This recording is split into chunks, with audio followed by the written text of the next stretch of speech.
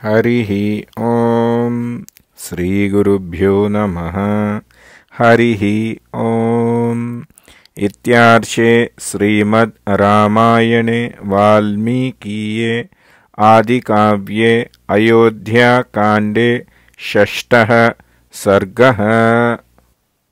పురోహితులు అక్కడ నుండి వెళ్ళిన తరువాత మనస్సు సంయమంలో ఉంచుకునే శ్రీరాముడు స్నానము ఆచరించి విశాల నేత్రాలు కలిగిన ధర్మపత్ని సీతతో కలిసి శ్రీ నారాయణుడి ఉపాసన ఆరంభము చేసినారు. వారు ఇరువురు హవిష్యపాత్రానికి తల వంచి నమస్కారము పెట్టి ప్రజ్వలితమైన అగ్ని దేవతకి మహత్తరమైన నారాయణుడికి ప్రసన్నత కోసమని విధిపూర్వకముగా ఆ హవిస్సుని ఆహుతి ఇచ్చారు.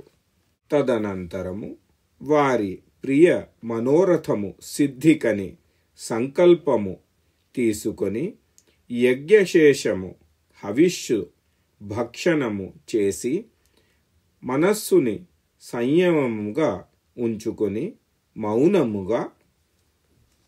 మౌనముగా శ్రీరాముడు, విదేహనందిని సీత ఇద్దరూ భగవాన్ విష్ణు సుందరమైన మందిరములో నారాయణుడి ధ్యానము చేస్తూ అక్కడ ఉన్న కుశశయ్య మీద భూమి మీద పడుకున్నారు. అలా రాత్రి గడిచిన తర్వాత ఉదయము ఆ శయనము నుండి లేచి కూర్చున్నారు. తదనంతరము సేవకులను పిలిచి సభామండపమును అలంకరించమని ఆజ్ఞ ఇచ్చినారు. అక్కడ సూతులు, మాగధులు అందరూ శ్రవణసుఖముగా వారి వాణితో శ్రీరాముని ప్రాతకాల సంధ్య ఉపాసన చేసినారు. ఏకాగ్ర చిత్తముతో జపము చేశారు శ్రీరాముడు.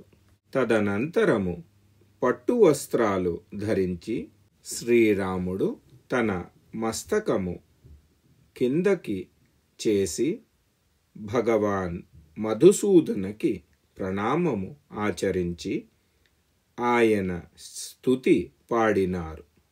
ఆ తరువాత బ్రాహ్మణులు అక్కడ స్వస్తివాచనము చేశారు.